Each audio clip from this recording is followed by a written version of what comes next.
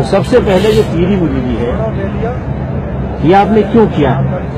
قرآن میں حکم ہے پیری مریدی کا؟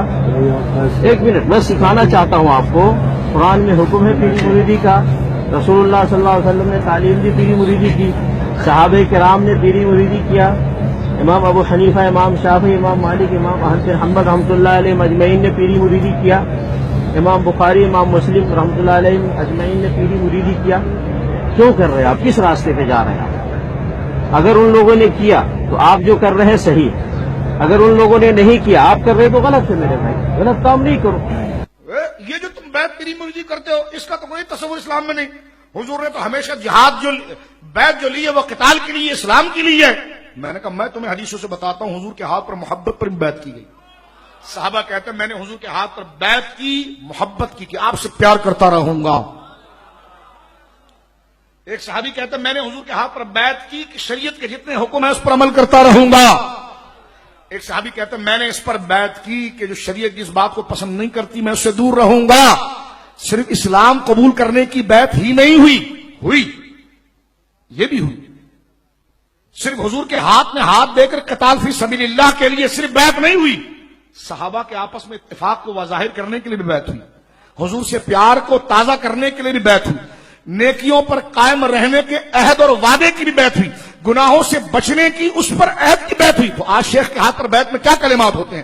شیخ یہی کہہ رہا تھا نا، بولو کہ میں جو کام اللہ اس کے رسول کی رضا کے خلاف کرتا رہا اس سے توبہ کرتا ہوں اور وہ سارے کام کروں گا جو اللہ رسول کو پسند ہے۔ کس طرح یہ کہا جا سکتا ہے کہ بیعت کا کوئی تصور نہیں ہے؟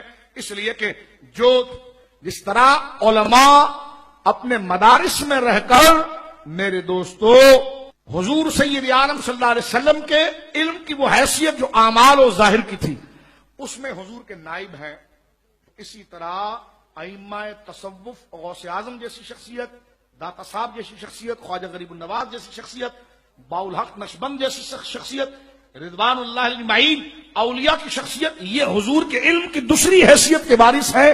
تو ان کے ہاتھ پر بیعت ایسا ہی ہے جیسے حضور کے ہاتھ پر بیعت کرنا ہے، کیونکہ حضور نے فرمایا جو میرے طریق پر میرا عالم ہوگا اس کی صحبت میں بیٹھنا میری صحبت میں بیٹھنے کی طرح، اس سے مصافحہ کرنا یہ مجھ سے مصافحہ کرنے کے مطابق ہے۔ تو اس ترتیب پر یہ اور بیعت جو ہے یہ اجتماعیت کا بھی درس دیتا ہے، یہ لڑائی کا جھگڑا نہیں جو قادری وہ چشتی سے جھگڑ پڑے۔ نظام کے خلاف ایک سازش کی جاتی ہے، بھائی قادری چشتی سے لڑ جاتا ہے، چشتی سہروردی، میں نے کہا اس کی جہالت ہے، اس کی تربیت نہیں ہوئی ہے، یہ نہیں کہ یہ لڑوا رہے ہیں۔ بھائی فرماتے ہیں کہ کیا بیعت کرنا لازم ہے؟ لازم بمانے فرض واجب نہیں ہے، یہ ایک امر مستحب ہے اگر صحیح نیت کے ساتھ کیا جائے۔ اگر ہم یہ چاہتے ہیں کہ کسی بزرگ سے روحانی تربیت حاصل کریں اور وہ ہماری دعائیں ہمارے لیے دعا کریں، ان کی دعاؤں میں ہمارا بھی حصہ شامل ہو جائے، اور میدان معاشر میں اگر اللہ تبارک و تعالی نے کوئی مقام وجاہت عطا فرمائے، مثلا سفارش کا موقع دے، تو یہ ہماری سفارش کر کے ہمیں جنت کی طرف لے جائیں، اور یہ حدیث صحیح حدیث میں ثابت بھی ہے کہ بہت سے لوگ بروز قیامت دوسروں کی شفاعت کریں گے۔ تو اس نیت سے بیعت کرنا ایک امر مستحب ہے۔ مستحب کا مطلب کریں گے تو ثواب ملے گا، نہیں کریں گے تو کوئی گناہ نہیں ہے۔ لیکن اگر کوئی بیعت نہیں کرتا، ساری زندگی ویسی گزار دیتا ہے، تو ایسا نہیں ہے کہ وہ گناہ گار ہو رہا ہے، اس کی مرضی یہ کرے نہ کرے، لیکن ہمارا مشورہ ہے کہ کرنا چاہیے، کیونکہ 1400 سال میں تقریباً کم و بیش 1500 سال میں بے شمار اولیاء اعظام آئے ہیں، بڑے بڑے علماء آئے ہیں، اور انہوں نے اپنی روحانی تربیت اور روحانی معاملات کی دیکھ بھال کے لیے کسی نہ کسی کو اپنا مربی مقرر کیا ہے، انہوں نے بیعت کی ہے، تو اچھے سنت پر عمل کیا جائے۔ یہ کہتے ہیں کہ بعض یہ کہتے ہیں کہ جس کو کوئی پیر نہیں اس کا پیر شیطان ہے، یہ بعض بزرگوں کا قول ضرور ہے، یہ ان لوگوں کے بارے میں جو جاہل قسم کا ہو، جس کو کوئی سمجھ بوجھ بھی نہ ہو، اگر وہ کسی بزرگ سے رہنمائی حاصل نہیں کرے گا تو لازم بات ہے پھر شیطان ہی اس کی رہنمائی کرے گا۔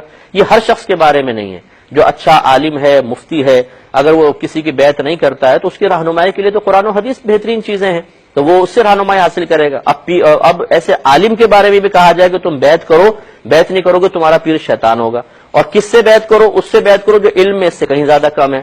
بعض تو بالکل علم سے پیدل ہی نظر آتے ہیں بیچارے، کوئی انہوں نے کتابیں نہیں پڑھی، کچھ علم حاصل نہیں کیا۔ اب خود سوچئے کہ عالم اور مفتی روحانی رہنمائی کے لیے اس کے ہاتھ پر بیعت کرے کہ جس بیچارے کو کچھ آتا جاتا ہی نہیں ہے، بلکہ یہ پیر صاحب محتاج ہوتے ہیں۔ بعض اوقات ہماری زندگی میں ایسے سینکڑوں لوگ آئے کہ وہ محتاج ہوتے ہیں قدم قدم پر علماء اور مفتیان کرام کی رائے کے، اور ایسے لوگوں سے بیعت کرنے میں تو کوئی فائدہ نہیں ہے۔ تو لہٰذا یہ عام عوام الناس کے لیے جملہ ہو سکتا ہے، ہر ایک کے لیے نہیں ہو سکتا۔